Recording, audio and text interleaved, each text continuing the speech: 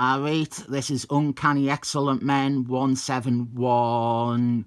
This is the issue where Rouge joins the Excellent Men, and it has another iconic cover. Welcome to the Excellent Men, Rouge. Hope you survive the experience. For years I have sat on this one. I knew I had this one issue of Uncanny Excellent Men by Christopher Clairvoyant that I thought was good, and that it would eventually be a big moment when I brought it out, and it has turned out to be a big moment. In this issue about Rouge, in this story named Rouge, we rather open with a splash page all about storms. We spend the first 3.5 pages writing up storms yet again, insisting that she is the greatest and having her become leader of yet another group of people. I thought, I'll just skip these pages in the video. I'll keep it positive. And then we have 2 pages shitting on Cyclist. So I thought I'll skip talking about those too. It is Miss Marbles week after all.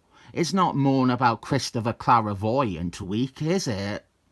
We have Miss Marbles here, Karen Daggers, before they ruined her by making her into smelly Brie Larsons. She is having a scene with her parents. It's quite a nice little scene. Her parents were supporting characters in the second half of her solo series. I remember her dad in particular was involved in the plotline with the exciting villain Steeplejack. We all love Steeplejack, right? Classic Marvel bad guy, Steeplejack. He's a construction worker. That's it. He's a construction worker. That's his entire thing. Karen Daggers has undergone some changes since the last time we saw her. She hasn't yet become smelly Brie Larsons, but she lost her powers to Rouge, obviously, and has since received new and greater powers because Christopher Clairvoyant. She went into space with the Excellent Men and was experimented on, and now has the powers of a white owl, and she can generate the power of stars. Couldn't just let her retire and be a normal person, could he? Had to hand her more and more to make her better and better. The Karen Daggers stuff is largely what I remembered from this issue. This was what I recalled as being great stuff. We get to explore Karen Daggers a bit in an issue of Excellent Men, and we get the reunion between her and Rouge, the person who messed up her life.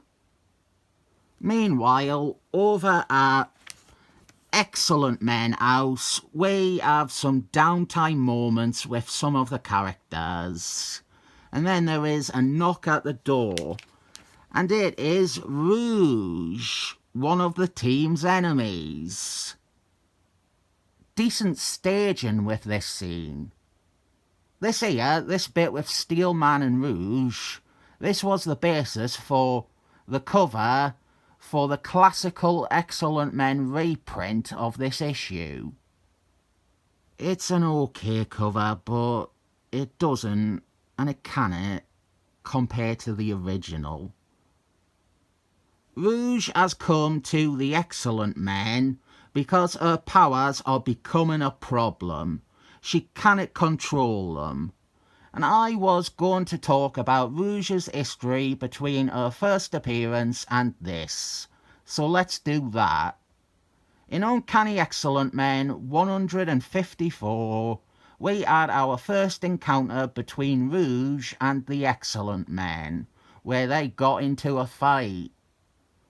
We saw it with some of Mistake's first appearances yesterday, and we see it again in Uncanny Excellent Men 154. Rouge displays abilities and characteristics that in no way match with what we know about the character. The Master Planner strikes again. Rouge also appeared in half a dozen issues of Taylor Swift's series, where she was again a bad guy. I have not read them and probably never will. Another one is we had Rouge appearing in a few issues of Ron, Spaceman, her and her allies in Mistake the Smurfettes' Evil Brotherhood of Evil Muties of Evil. Christopher Clairvoyant won't ever tell you this, but the entire notion of Rouge, reforming and seeking redemption comes from those issues of Ron, Spaceman. Rouge touches Ron and absorbs his memories and his personality, and she feels how he is a noble hero, and she likes how it feels. Christopher Clairvoyant will never ever mention this as the basis for Rouge's entire character arc because he didn't write it. So now Rouge needs help, and she has come to her enemies, the Excellent Men. And the Excellent Men, other than Dr. X, are written as absolute jerks. We will get to see Rouge account for her mistakes and express her sincere desire to do good, and really justify this character automatically joining the team. I wouldn't have enjoyed this issue if that didn't happen. We then leave the scene. We leave Rouge in the background doing all her character work off panel to do some stuff with Magic Girl, Anya Taylor-Joy. And I didn't understand this decision because this doesn't have anything to do with the main story, and we have 4 pages of it. It's all set up for another character, and it is distracting away from the crux of this issue, which is a story about Rouge. It's titled Rouge. And another 2 pages focusing on Storms. Storms in a monologuing. Is she in a monologuing about Rouge? No, she's thinking about watering flowers. Let's drop the pretense now. This is fucking shit. This issue is the most annoying piece of shit I have read in a long time. We have our story. We have a major character arc with Rouge developing. That is interesting. And we have 2 pages focusing on Storms here. We had 3.5 pages focusing on her at the start. We have more coming up.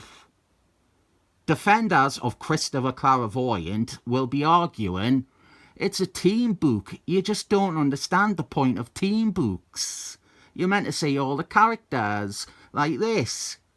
Storms has 7 pages of introspective character work in an issue which is not about her. Smurf has 1 line of dialogue and it is about Storms. Wolfman, the most popular member of the team. doesn't appear in this issue, and he isn't even mentioned. Remember that setup, the last 4 pages about Anya Taylor-Joy?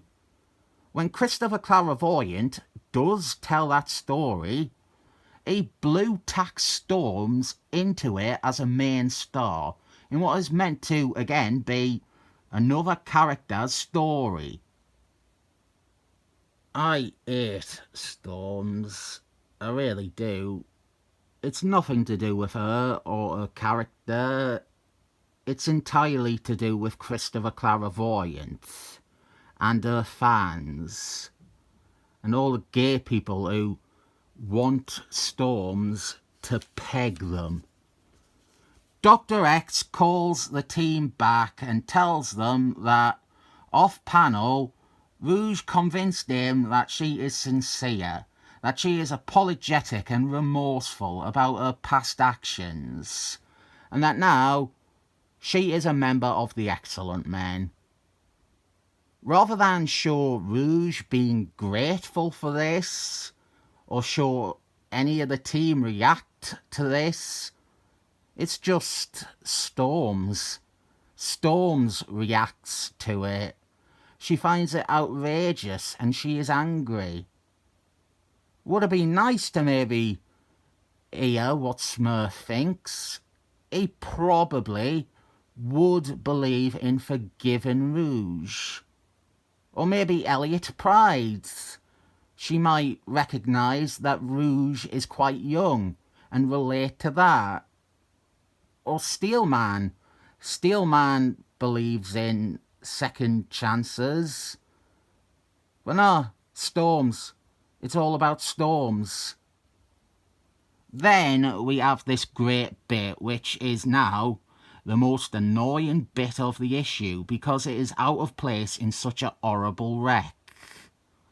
Silent scene. The art speaks for itself. Fill-in art by Simon Waltonson. Karen Daggers arrives at the Excellent Men house and she walks inside. And the next thing we see is Rouge being sent into orbit. Amazing visual sequence. No dialogue, nothing. This is the great stuff I remembered about this issue. The confrontation between Rouge and the repowered Miss Marbles. And it was here where I got excited and I turned the page and it dawned on me, this is it. I remembered the entire issue being this actually good stuff. I willingly forgot everything else in favour of the good parts.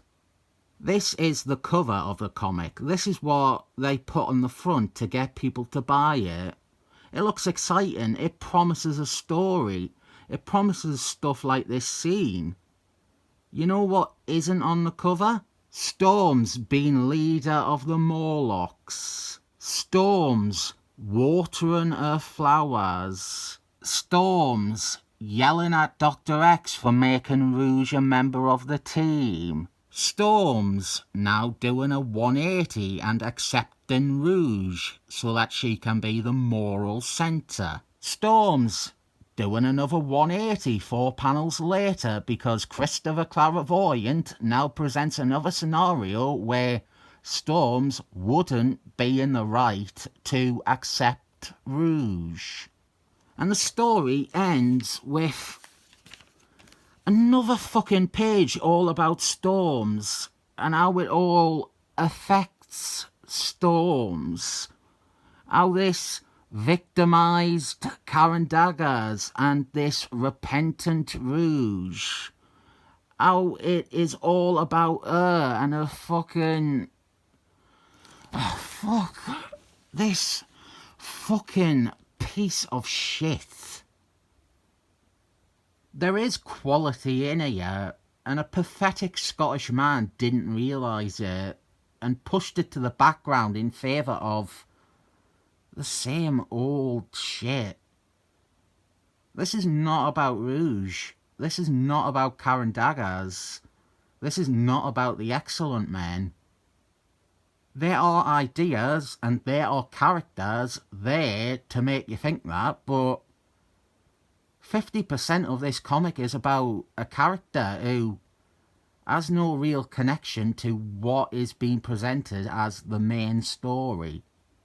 And we focus on her. We don't focus on Rouge.